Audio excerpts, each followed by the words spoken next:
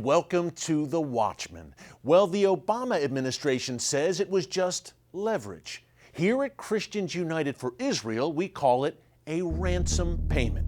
We are now learning that back in January, the U.S. government delivered $400 million to Iran on the very same day that 4 American citizens were set to be released from Iranian captivity. That's $400 million hand-delivered by the United States to the Iranian regime, the world's leading state sponsor of terrorism. But that's not all. The money was in foreign currency, including Swiss francs and euros, and delivered to Iran in cold, hard cash by an unmarked cargo plane. Folks, I don't know about you, but where I'm from, we call that a shady deal. Now, the Obama administration says this was simply money owed to Iran from a 1979 arms deal signed before the Ayatollahs came into power. And yet, the fact that it was delivered to Iran on the very same day that the 4 Americans were released makes this seem an awful lot like a quid pro quo, right? You release our prisoners and we'll give you the money you were owed from an arms deal 37 years ago. In other words, a ransom payment to a terrorist regime, an act which goes against long-standing U.S. policy. It's no wonder that President Obama insisted at first that this was not a ransom payment.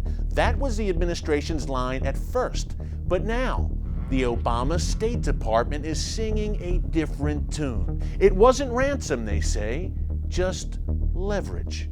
Take a look. The events came together simultaneously, but obviously when you're inside that 24-hour period and you already now have concerns about the end game in terms of getting your Americans out, it would have been foolish, imprudent, irresponsible for us not to try to maintain maximum leverage. So, the U.S. government is now admitting that there was a direct link between the $400 million payout to Iran and the 4 Americans being released. In other words, the timing was no coincidence.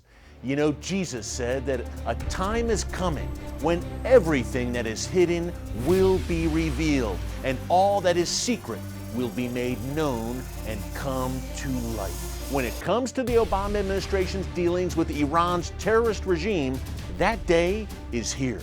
At Christians United for Israel, we have been very consistent in pointing out that from the disastrous Iran nuclear deal that was signed in July 2015 to this $400 million ransom payment, the Obama administration's actions have emboldened and encouraged Iran's terrorist regime while weakening America's standing in the world. And it doesn't take a genius to figure out that this $400 million hand-delivered by the Obama White House will be used by Iran's mullahs not to build schools and playgrounds in Tehran, but to destroy schools and playgrounds in Israel. Because you can bet the house that a nice chunk of that cash is going to be funneled right into the hands of Iran's proxies like Hamas and Hezbollah, who are perched on Israel's borders ready to strike. And speaking of terror, remember this. The Iranian regime has never paid a price for engineering the vicious bombing of the U.S. Marine barracks in Beirut in 1983, which killed 241 brave U.S. servicemen. In fact, instead of paying a price, they are now apparently setting the price. The Obama White House seems to think Iran's mullahs have moderated, and that if we just appease them, they'll change their tone towards America and start to like us. Well, think again.